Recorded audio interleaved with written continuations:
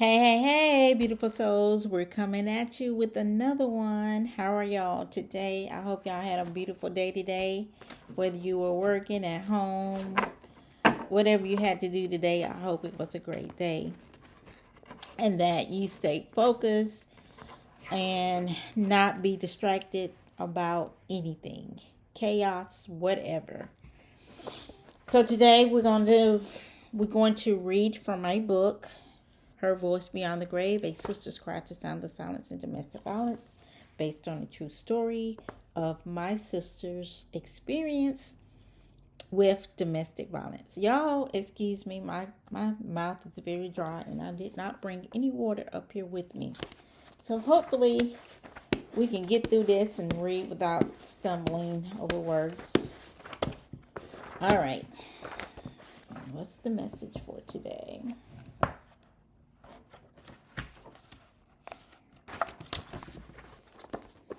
It didn't land on a, this was rolling. Okay. We're going to read chapter 4, An Unwarranted Journey to My Grave. And it starts at page 96 to 100. Okay? All right. There is no safe way to remain in a relationship with a person who has no conscience. The only solution is to escape. And that is by a quote by Abusive and Toxic Relationships. I'm going to read that one more time. There is no safe way to remain in a relationship with a person who has no conscience. The only solution is to escape. All right. Many times there were explosive moments like verbally yelling, bursts of anger, and criticizing early on in my relationship that turned into red flags like physical threats of abuse later. Sometimes I chose to ignore and pacify his thinking. Things were going to change or get better between us, and I thought I could handle it. So I would prolong the stay. When I began to awaken to the warning signs and the light bulb moments in my mind and spirit, I felt like it was much too late for me to literally get out and survive this relationship. I wanted out so bad I could taste it, but I was losing hope. Because every time I tried to leave him, he would make my life miserable, a living hell. In June of 2013, I filed my first police report against him after he broke my bedroom window because I no longer wanted him there. But guess what? He charmed his way back in less than 2 days. I let him back into my home while my children were upset and my daughter questioned my judgment. However, the abuse just escalated. On a daily, the physical threats became more promising through stalking me, more smothering attempts, choking, and beating me. And of course, verbally and mentally abusing me. Moments of reflection.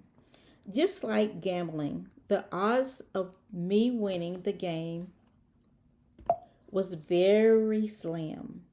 But who says you can't beat the odds and study the game so you can win? The lyrics to Kenny Rogers' song, The Gambler, comes to my mind.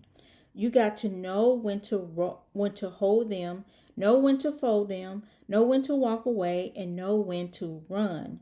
You never count your money while you're sitting at the table. There will be time enough for counting when the dealing is done. So, in other words, study the game that is being played on you. I took a chance and I lost hugely. You cannot take chances with your life believing you are safe in the presence of your abuser. Although in life there are no guarantees, you have a higher chance of safety occurring when you have completely escaped or released yourself from the situation with no second chances. That is when you count your blessings while sitting at the table. It's all about keeping your winnings, which is your life. Trust me, the power lies within you. Ultimately, bottom line, it's your decision. So, on your power, take heed and recognize the early warning signs so you have time to get out. Run without looking back before fear paralyzes you and poison controls your mind. You must live and not die. Affirmation. I am making wise decisions and choices to remove myself safely and alive from this toxic relationship. Domestic violence awareness. The cycle of violence and abuse typically consists of 3 phases. Tension building phase. Victims may feel like they are walking on eggshells around the abuser. Abuse phase. My mouth is dry, y'all. Excuse me. Abuse phase occurs when the tension finally breaks, when the abuser physically lashes out at the victim. The honeymoon phase. The abuser may apologize, buy you gifts, or be extra affectionate to make up for the abuse. And that is from the National Center of Health Resources, NCHR. So those are the 3 cycles of abuse. Tension building phase, abuse phase, and honeymoon phase. So be aware. And here is a chart of the cycle of abuse. Yeah, I don't know if y'all can see that. Honeymoon, apologizes, promises, blaming, gift, denial in the middle, tension building, criticizing, yelling, swearing, coercion, anger, and then explosion is attacks, threats, physical and emotional, and sexual. So those are the cycles of abuse. Question to ponder. What are some of the warning signs that have made you feel fearful, as if you were walking on eggshells when you are around your partner? Okay, let me read that again. What are some of the warning signs that have made you feel fearful, as if you are walking on eggshells when you are around your partner? Has your partner charmed you to give him another chance to come back into your life, but then the abuse only continued and escalated? That's question number 2. So these are the signs. These are the signs.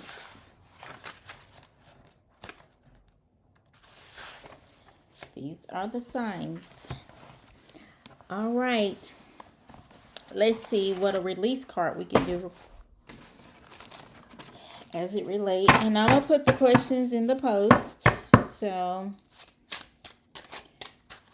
you can take your time and ponder and wonder. And those questions are pretty direct. You don't have to ponder and wonder if it's happening for you, especially in real time.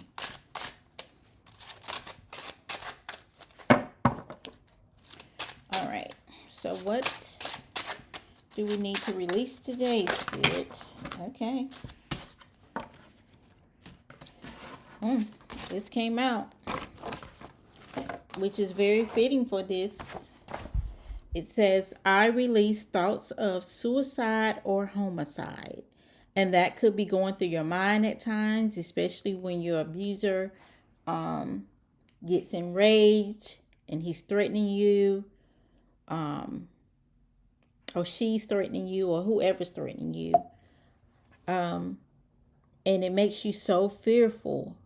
Or, there's been cases where the person homicide and then suicide.